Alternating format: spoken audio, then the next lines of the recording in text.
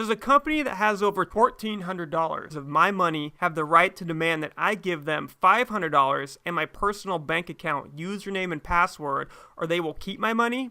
My current dealings with Gemini.com has me questioning if this company is reputable or just a fly-by-night business with poor leadership. It's crazy how many companies we think are actual real companies until we have to deal with them. My Gemini.com account has a balance of over 0.32 Bitcoins, which is currently valued at over $1,550. I also have a negative 149 USD balance, which brings my overall account value to over $1,400. One would think that I would not have a problem, but Gemini has decided to freeze my account unless I wire them $500. I have a substantially higher Bitcoin balance and an overall positive balance, so it seems like I would not have a problem, but that would just make too much sense. Gemini insists I can only get my $1,400 if I do a $500 wire transfer. Otherwise, they will not let me have access to the Bitcoins I own. So, in order to get my $1,400 back, I have to do a $500 wire transfer to cover only a $149 negative USD balance. Doesn't really seem to make much sense. It's true that I made a mistake and did a ACH transfer with insufficient funds. I do not want to give any organization access to my main bank account. So I just set up a separate business account that I keep close to a zero balance in.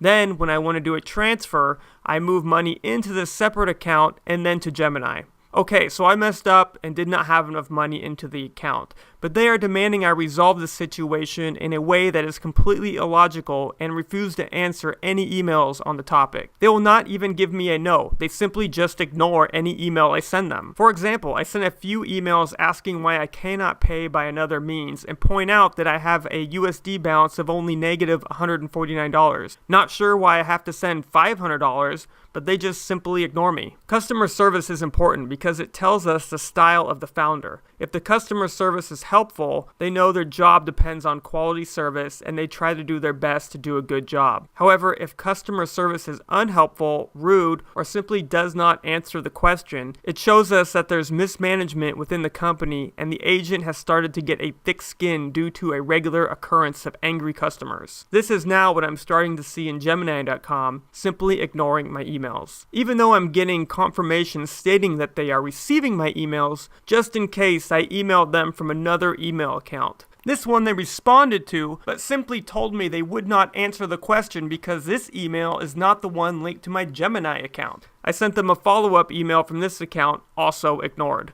Okay, so I just decided to give up trying to contact them and just do the wire, following their directions exactly. However, they returned the wire, refusing to accept it due to it coming from my company name and not my personal name. That's funny because my company bank account is the one that's linked to my Gemini.com account and the exact same account that I have used to transfer thousands of dollars to them with. Interesting that now it's suddenly a problem.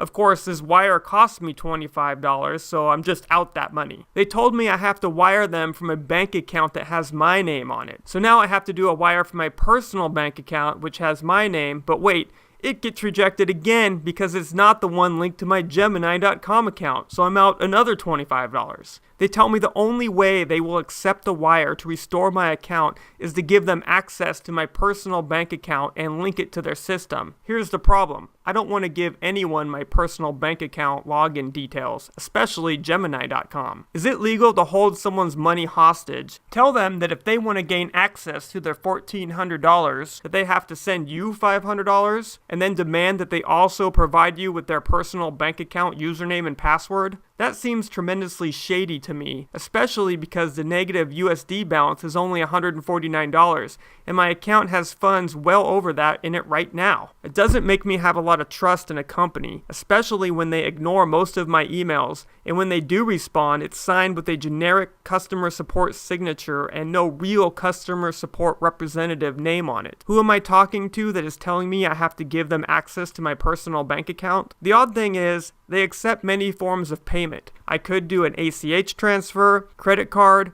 PayPal, or send them Bitcoin since they are in the Bitcoin business, and these transfers are 100% secure. Actually, I don't even have to send them Bitcoin since they are already in my account, which they can clearly see, and then why do I have to send them $500 to cover only $149 in an account that has well over $1,400 anyway? Final review for Gemini.com. I recommend you go somewhere else unless you want to deal with bad support, shady business practices, have no sense of logic, and completely don't care about their customers.